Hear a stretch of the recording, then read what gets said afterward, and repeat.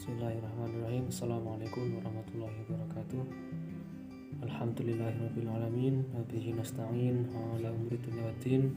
Salatu wassalamu ala sayyidi rasulillah Muhammadin wa ala alihi wa ashabihi ajma'in, amma ba'd. Perkenalkan, kami dari kelompok 3 dengan anggota yang pertama Eva Rianti dengan NIM 2011-90-078,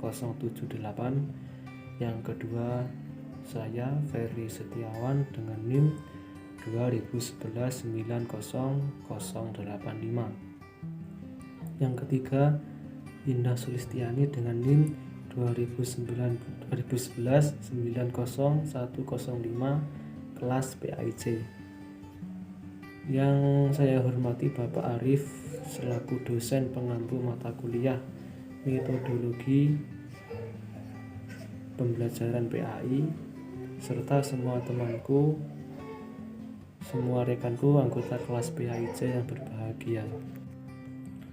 Pada kesempatan kali ini kami akan mempresentasikan artikel jurnal kami yang berjudul Penerapan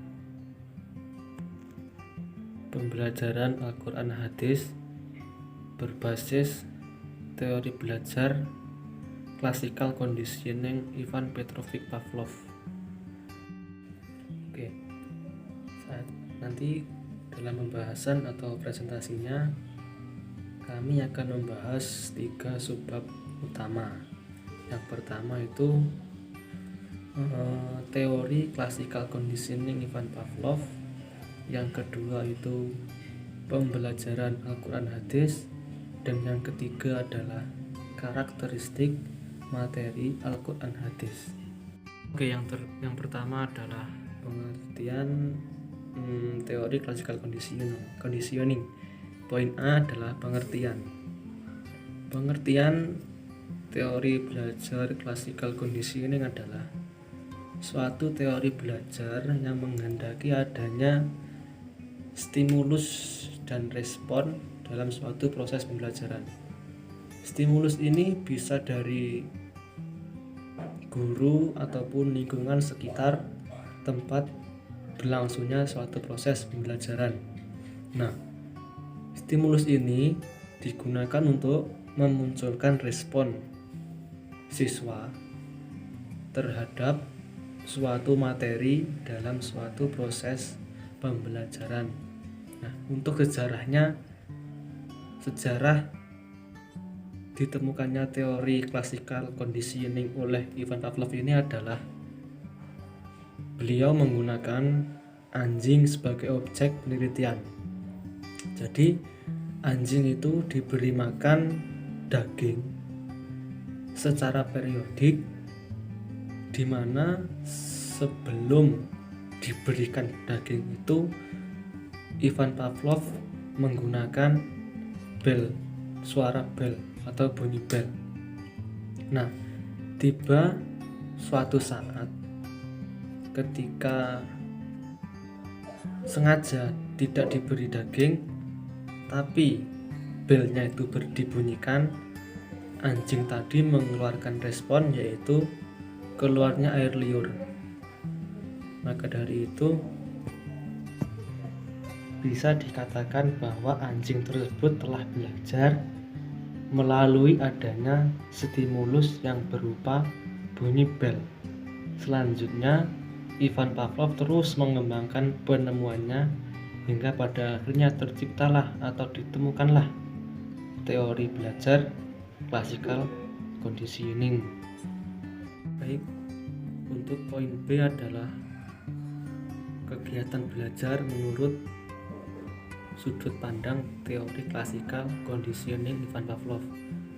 Pada dasarnya, belajar merupakan proses yang dilakukan oleh seseorang secara disengaja, di mana menghendaki adanya suatu perubahan baik tingkah laku, kebiasaan baru, pengalaman baru, maupun pemikiran-pemikiran baru.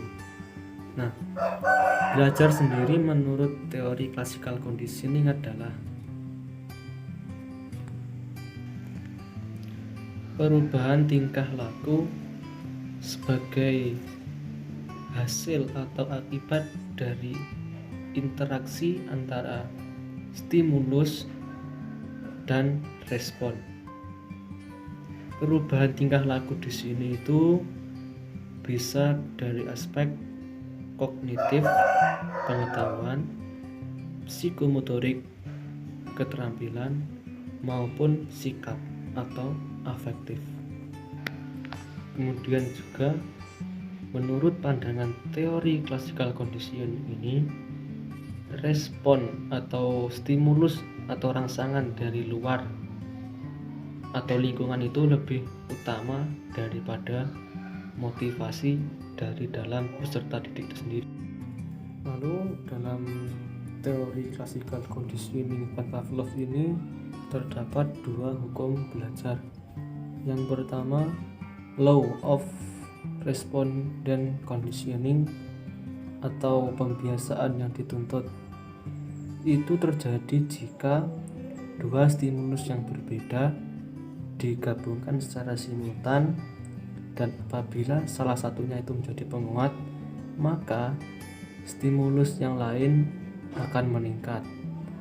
Hukum yang kedua adalah law of respondent extinction atau pemusnahan yang dituntut.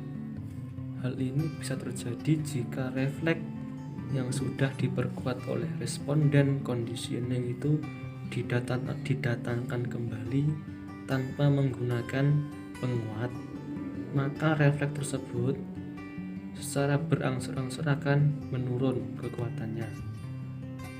Oke, next pembahasan yang kedua.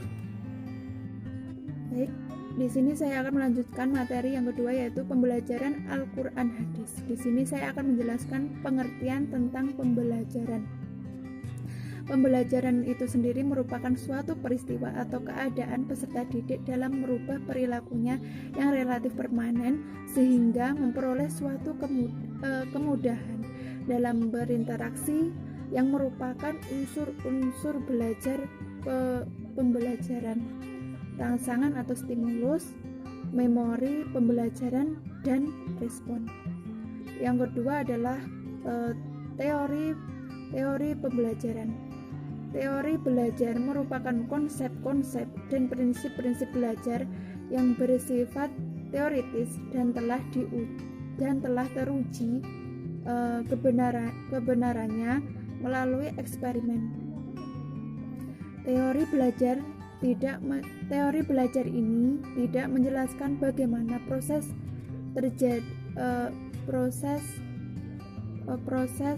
terjadinya atau namun lebih merupakan implementasi prinsip-prinsip teori belajar dan berfungsi untuk memecahkan masalah praktis dalam pembelajaran. Kemudian materi selanjutnya yaitu karakteristik materi Al-Quran Hadis. Al-Quran Hadis merupakan sumber utama dalam ajaran Islam, di mana secara substansional mata pelajaran Al-Quran Hadis ini memiliki kontribusi dalam memotivasi peserta didik untuk dapat mencintai kitabnya, mempelajari, serta mempraktekkan nilai-nilai yang terkandung di dalam Al-Quran Hadis.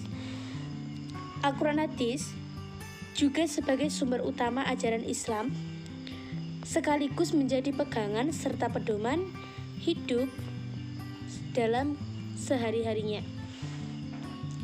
Materi Al-Quran Hadis juga mendorong tumbuhnya kajian pengembangan bahasa Arab, karena untuk memahami keduanya maka diperlukan kajian terhadap struktur bahasa Arab. Kajian tersebut pada suatu cabang keilmuan yang disebut dengan ilmu nahwu dan ilmu sorof. Sekian presentasi dari kelompok 3. Jika ada kurangnya mohon maaf yang sebesar-besarnya. Akhiran billahi taufiq wal hidayah, waridha wal inayah. Wassalamualaikum warahmatullahi wabarakatuh.